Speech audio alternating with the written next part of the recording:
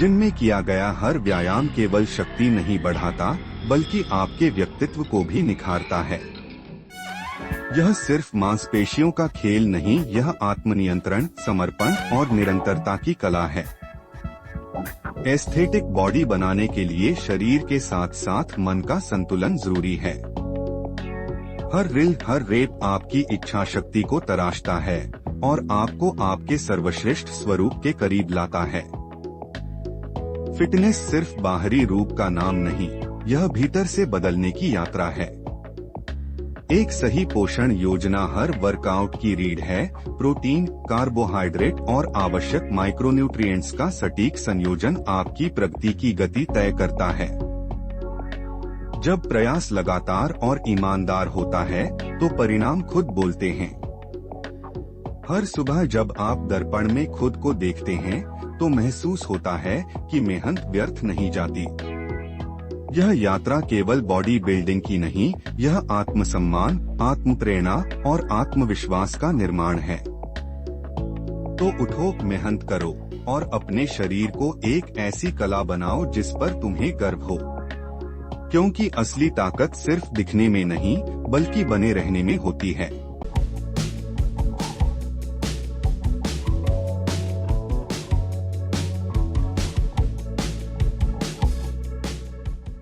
नमस्कार दोस्तों, programme fit रहे सदा में आपका बहुत बहुत स्वागत है। फिटनेस की दुनिया में मैं आपकी दोस्त होस्ट ज्योति दुबे लेकर आई हूँ सेशन एस्थेटिक बॉडी।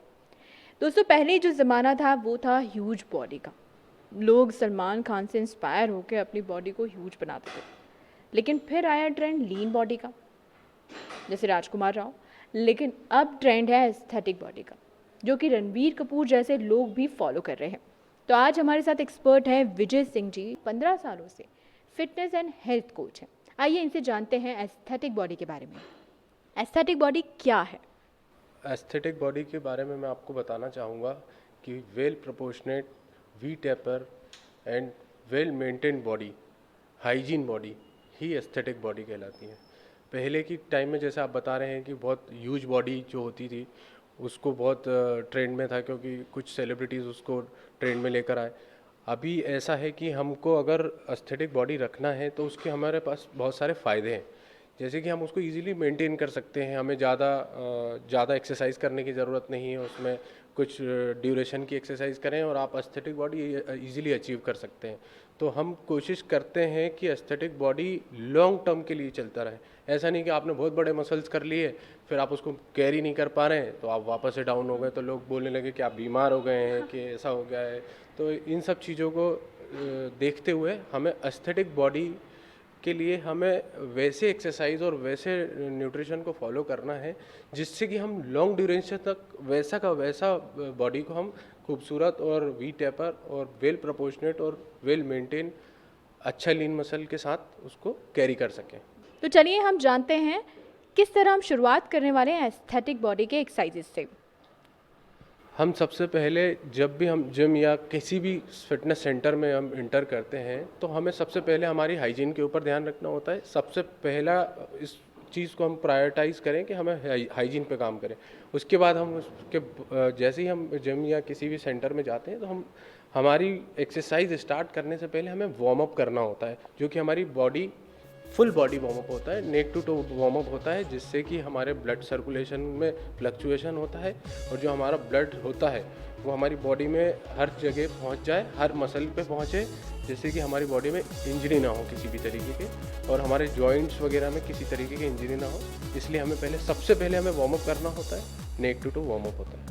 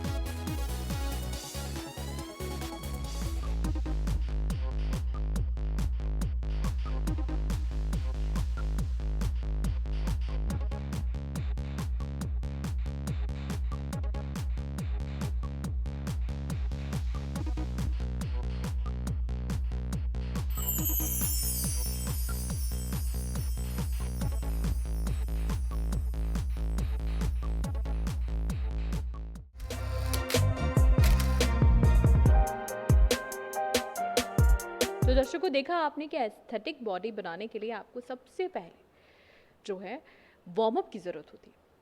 अगर वार्म अप नहीं है तो बॉडी फ्लेक्सिबल भी नहीं होगी और कई सारे इंजरी के चांसेस भी हो सकते हैं, तो इस बात का ध्यान रखें। चलिए बढ़ते हैं हमारे नेक्स्ट एक्सरसाइज की तरफ।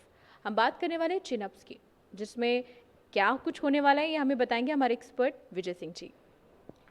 एस्थेटिक बॉडी के लिए ये कंपाउंड मूवमेंट जो है ये बहुत ज़रूरी है। इससे हमारी बॉडी का वी टेपर आता है, इससे हमारी बॉडी के बाइसेप, बैक और ट्रैप मसल जो होते हैं डेवलप होते हैं। और अगर हम इस एक्सरसाइज को करते हैं तो हमारी बॉडी का परफॉर्मेंस और एंडोरेंस भी काफ़ी अच्छे लेवल में बढ़ जाता है। बिल्कुल, तो चलिए शुरुआत करते हैं हमारी इस एक्सरसाइज की।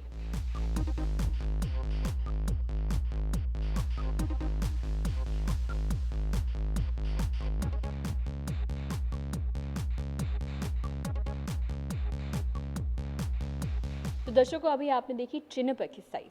अब हम देखेंगे कौन सी अगली एक्सरसाइज है जिससे कि और अच्छा हमारा जो बॉडी शेप है वो होने वाला है। इससे हमारी बॉडी के चेस्ट और पेक्टोरियल मसल्स जो होते हैं इसको वेल शेप करने के लिए ये आइसोलेशन एक एक्सरसाइज है जिससे कि हमारी बॉडी में अच्छा शेप एंड कट्स आते हैं।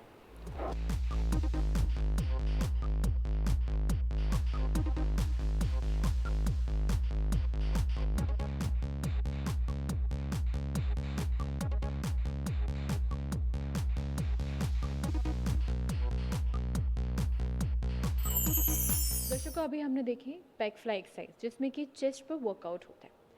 अगली एक्सरसाइज कौन से हैं ये हमें बताएंगे हमारे एक्सपर्ट विजय सिंह जी। बताइए। ये हाइपर एक्सटेंशन एक्सरसाइज है, ये लोअर बैक के लिए होती है और इससे हमारे lower back and glutes muscles को अच्छे तरीके से हम इसमें ट्रेन कर सकते हैं जिससे कि हमारी बॉडी में स्टेबिलिटी बढ़ती है, कोर स्ट्रेंथ बढ़ती है और हमारी बॉडी में वेल प्रोपोर्शनेट वी शेप जो होता है हमारी बॉडी का वो आता है इससे। हाँ बिल्कुल, मैंने देखा था कि बहुत पहले कोई एक मिथ था कि जिसका पेट बड़ा होता है वो बहुत अमीर आदमी होता है, लेकिन मुझे लगता है जिसकी हेल्थ अच्छी होती है वो ज़्यादा अमीर आदमी होता है। तो चलिए बढ़ते हैं हमारी इस एक्सरसाइज की तरफ।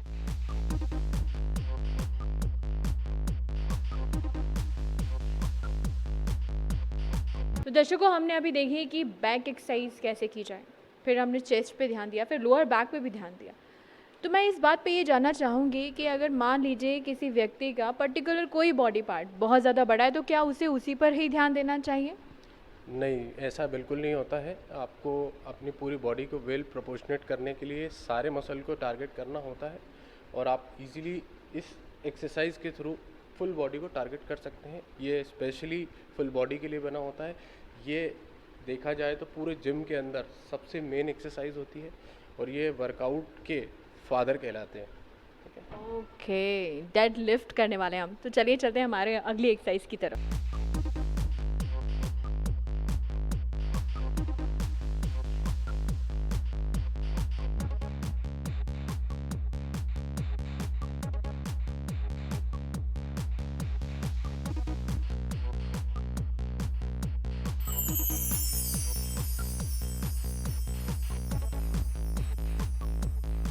तो अभी हमने देखा कि फुल बॉडी पार्ट का एक्सरसाइज कैसे किया जाए, जो कि था डेड लिफ्ट से। अगली एक्सरसाइज हम कौन सी करने वाले हैं? अगली एक्सरसाइज हम लोअर पार्ट के लिए करेंगे जो कि हमारी एस्थेटिक बॉडी में बहुत ही मेन और क्रूशल रोल अदा करती है ये एक्सरसाइज।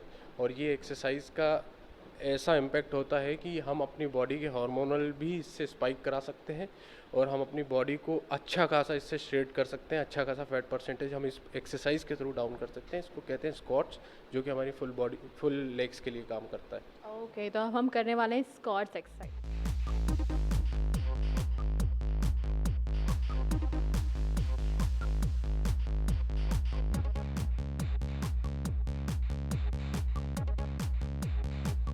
तो दर्शकों, ये तो थी स्क्वाट्स एक्सरसाइज जिसमें कि लोअर बॉडी पार्ट जो है अच्छी तरह से वर्कआउट होता है और वो डिफाइन भी होती है। अगली एक्सरसाइज हम कौन सी करने वाले हैं?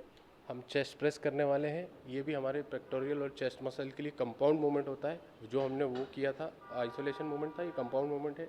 इसमें हम ट्राइसेप को भी टारगेट करते हैं जो कि सेकेंडरी मसल होती है। जब भी हम चेस्ट प्रेस को परफॉर्म करते हैं तो हम चेस्ट को प्राइमरी परफॉर्म कर रहे हैं और उसके असिस्टेंट में हम ट्राइसेप को भी टारगेट कर पा रहे हैं। ओके, तो जैसे कि विजय जी, मैं देख रही हूँ कि लगभग जो सारी एक्सरसाइज हैं वो ह्यूज बॉडी एक्सरसाइज में भी इस्तेमाल होती हैं और हम देखें एस्थेटिक बॉडी में भी वही सेम एक्सरसाइज आ रही हैं। तो इसमें ऐसा होता है कि हमको अगर ह्यूज बॉडी करनी है तो हमें हमारा जो इंटेंसिटी जो होती है उसको हमें बहुत हाई रखना होता है। और अगर हमें एस्थेटिक बॉडी मेंटेन करनी है या हमें एथलेटिक बॉडी मेंटेन करनी है तो इसमें हम थोड़ी सी फंक्शनल एक्सरसाइजेज और लो हाई रैप एक्सरसाइजेज, लो वेट एक्सरसाइजेज करते हैं, जिससे कि अगर हम सेम एक्सरसाइज करेंगे, अगर हमको बड़ी बॉडी करनी है तो हम इस एक्सरसाइज में बहुत सारा लोड डाल देंगे, और अगर हमको एस्थेटिक बॉडी या एथलेटिक बॉडी रखनी है तो हम इस एक्सरसाइज में कम वेट और हाई रैप उसमें फॉलो करते हैं। ओके, तो ये एक प्रोपोर्शनेट एक्सरसाइज होती हैं जिनमें कि पूरी बॉडी एक पूरी शेप में आ जाती है। तो चलिए,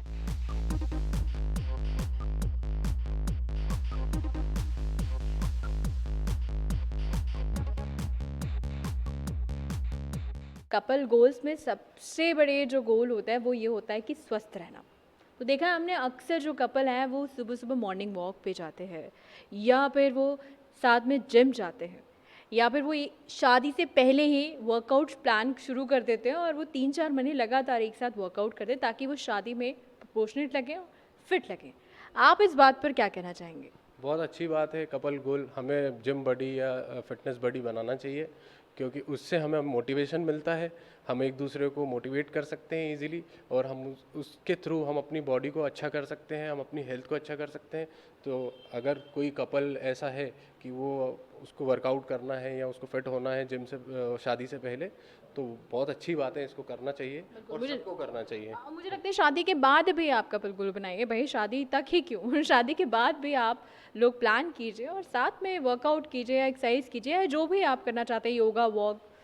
तो अगली एक्सरसाइज हमारी कौन सी होने वाली है? अगली एक्सरसाइज हम बाइसेप कर्ल करेंगे, जिसमें कि हमारे बाइसेप को मेनली फोकस करना है, और जिससे हमारे बॉडी के जो बाइसेप बहुत अट्रैक्टिव मसल होता है, इसलिए उसको ट्रेन करना बहुत ज़रूरी है। तो ये बाइसेप कर्ल। बिल्कुल, बाइसेप्स बहुत ज़्यादा ज़रूरी है। कई सारे गानों में भी हमने देखा है कि डोले शोले बनाए हुए आदमी जो है आता है और वो हीरो बन जाता है।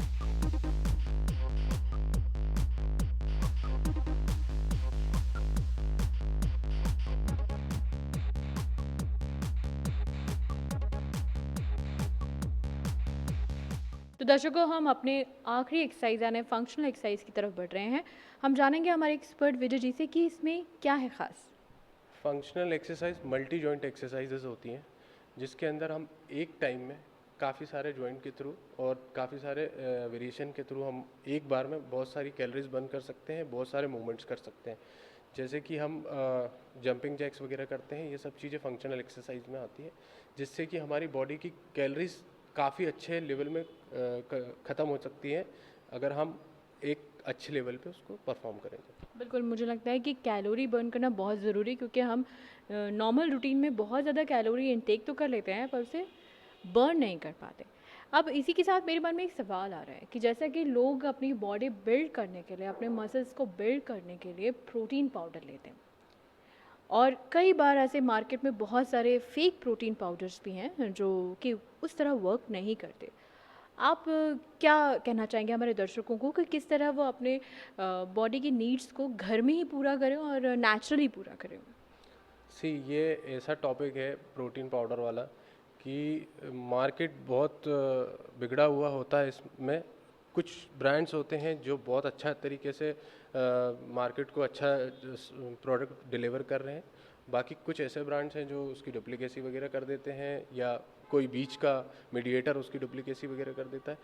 सप्लीमेंट्स का नाम ही सप्लीमेंट है। हम अगर अपनी डाइट को नेचुरल वे में पूरा नहीं कर पा रहे हैं, किसी बिजी शेड्यूल के कारण हम अच्छा न्यूट्रिशन नहीं ले पा रहे हैं, तो हम प्रोटीन ऐड कर सकते हैं। जैसे कि और भी सप्लीमेंट्स होते हैं, ओमेगा होता है, अपना क्रिएटिन होता है, ये सब चीज़ों को हम इसलिए ऐड करते हैं जिससे कि हम अपनी बॉडी का परफॉर्मेंस इन्हेंस कर सकें। अगर हमारी बॉडी का न्यूट्रिशन कंप्लीट नहीं हो पा रहा है, तब हम सप्लीमेंट्स को ऐड कर सकते हैं ना। तो ऐसा नहीं है कि आप अच्छा खासा न्यूट्रिशन ले रहे हैं नेचुरल वे में और आप सप्लीमेंट भी खाए जा रहे हैं, तो आपका डाइजेशन ख़राब हो जाएगा, आप सही तरीके से अपनी हेल्थ को सही नहीं कर पाएंगे। हाँ, मुझे लगता है गाइडेंस की बहुत ज़रूरत है, क्योंकि आप अपने मन से अगर टैबलेट्स भी ले रहे हैं विद मल्टीविटामिन्स की, या फिर आप ओमेगा 3 भी ले रहे हैं या प्रोटीन पाउडर भी ले रहे हैं, कुछ भी ले रहे हैं, तो आपको एक एक्सपर्ट की सलाह की बिल्कुल ज़रूरत है। अगर आपकी बॉडी को ज़रूरत नहीं है तो मुझे लगता है कि आपको नहीं लेनी चाहिए। एक बात और मेरे मन में आई है कि जिस तरह हम अभी अपने वर्कआउट्स बता रहे हैं, अपनी फाइनल एक्सरसाइज की तरफ हैं, तो मैं पूछना चाहूँगी कि जो लोग एस्थेटिक बॉडी बनाना चाहते हैं, उन्हें वो अगर जिम जॉइन कर रहे हैं तो उन्हें किस तरह अप्रोच करनी चाहिए, और उनके लिए जो पर्टिकुलर एक्सरसाइज या एक्सपर्ट्स होते हैं या ट्रेनर होते हैं वो किस तरह चुनें? जैसे कि जो लोग बिगनर हैं उन लोगों को तो बिल्कुल ट्रेनर या एक्सपर्ट के साथ ही एक्सरसाइज करना चाहिए। जो लोग इंटरमीडिएट हैं उनको स्पॉटर और सपोर्ट्स की ज़रूरत होती है, वो ठीक है, वो जिम में हो जाता है। बट जो बिगनर्स हैं, जो एजड लोग हैं, जो छोटे एज में लोग हैं, उन लोगों को बिल्कुल इसमें बिल्कुल रिस्क नहीं लेना चाहिए और इनको ट्रेनर के साथ या किसी एक्सपर्ट के गाइडेंस के साथ ही वर्कआउट करना चाहिए, क्योंकि इंजरी होने के काफ़ी चांसेस होते हैं। हर एथलीट भी जिम आता है तो वो किसी एक्सपर्ट या किसी कोच के साथ ही होता है, तो वो अच्छा परफॉर्मेंस कर पाता है। तो इन सब चीज़ों को आपको ध्यान में रखते हुए गाइडेंस जो भी होते हैं, साइंटिफिक गाइडेंस होते हैं, जो भी एंगल्स होते हैं, जो भी हमारी बॉडी के लिए ज़रूरी एक्सरसाइजेज हैं, वो सब चीज़ें एक गाइडेंस के साथ करेंगे तो काफ़ी अच्छा होगा। ओके, जैसे कि आपने कहा ये एक एथलेटिक बॉडी है, तो हम बात करें यूथ की। यूथ तो मुझे लगता है कि बहुत ज़्यादा इंस्पायर्ड है एस्थेटिक बॉडी से, लेकिन हम बात करें एज ग्रुप की, तो क्या ये आफ्टर 50 के जो लोग हैं वो एस्थेटिक बॉडी की तरफ जा सकते हैं? बिल्कुल जा सकते हैं, अगर वो उन सब चीज़ों को, उन प्रोटोकॉल्स को फॉलो करते हैं, उस डाइट न्यूट्रिशन प्रोटोकॉल को फॉलो करते हैं, उन एक्सरसाइज प्रोटोकॉल्स को फॉलो करते हैं जो एस्थेटिक बॉडी के लिए ज़रूरी है। अगर वो इन सब चीज़ों को फॉलो करेंगे तो काफ़ी हद तक वो उस लेवल में पहुंच सकते हैं। तो ठीक है, चलिए हम बढ़ते हैं हमारी फाइनल एंड लास्ट एक्सरसाइज की तरफ, फंक्शनल एक्सरसाइज।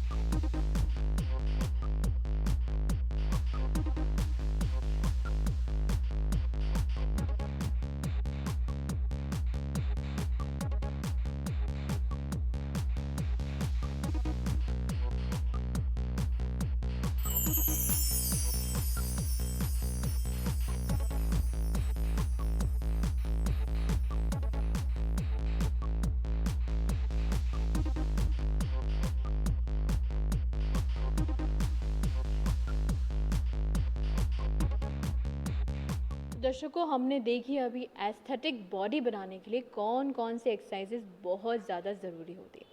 अब मेरे मन में एक सवाल है जो मैं विजय जी से पूछने वाली हूँ कि जो लोग एस्थेटिक बॉडी बनाना चाहते हैं वो कितने समय तक में अपनी एस्थेटिक बॉडी बना सकते हैं?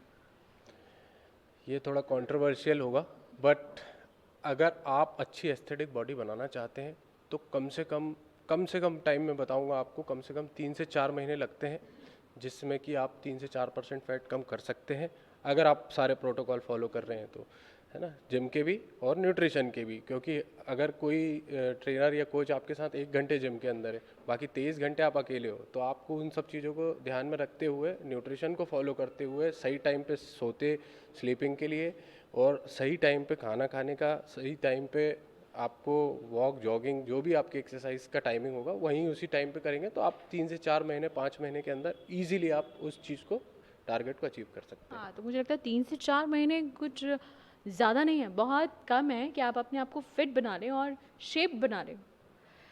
इसके साथ एक और मेरे मन में सवाल है, जैसे कि हम देखते हैं कि खान पान की वजह से ही बहुत सारे लोग जो है अपनी कम उम्र में ही ज़्यादा उम्र के लगते हैं, यानी अगर वो 20 साल के हैं तो वो 30-35 साल के लगते हैं। तो क्या एस्थेटिक बॉडी से ऐसे कुछ रिफॉर्म हो सकते हैं? बिल्कुल, अगर आप अपने बॉडी का मसल मास बढ़ाएंगे तो आपकी एजिंग आपको कम दिखेगी। अगर आपकी बॉडी में वहीं फैट परसेंटेज ज़्यादा होगा तो आपकी स्किन रैशेज़ वगैरह और ये सब चीज़ें आपको दिखेगी, जिसके कारण आपकी एज ज़्यादा दिखेगी, हेयर लॉस वगैरह होना है। तो आप अच्छा न्यूट्रिशन लेंगे, अच्छे प्रोटोकॉल फॉलो करेंगे, अच्छे मिनरल्स, मल्टीविटामिन्स वगैरह लेंगे तो आप एजिंग को बिल्कुल रोक सकते हैं उस लेवल तक जितने आपने एफर्ट्स डालें। बिल्कुल। तो दर्शकों, देखा आपने कि आप एस्थेटिक बॉडी बनाने के लिए कौन कौन से एक्सरसाइज फॉलो करें, डाइट फॉलो करें और अपनी उम्र को आप कैसे रोक सकते हैं। तो दर्शकों, इसी के साथ हम आपसे विदा लेते हैं, लेकिन ये प्रॉमिस के साथ कि आप फिट रहेंगे और अपने लिए कम से कम दिन भर में 1 घंटा तो ज़रूर निकालेंगे। थैंक यू विजय जी, हमें इतनी सारी जानकारी देने के लिए। Thank you. तो दर्शकों, मैं होस्ट ज्योति दुबे आपसे विदा लेती हूँ। अगले अंक में हम फिर मिलेंगे एक नए सेशन के साथ। नमस्कार।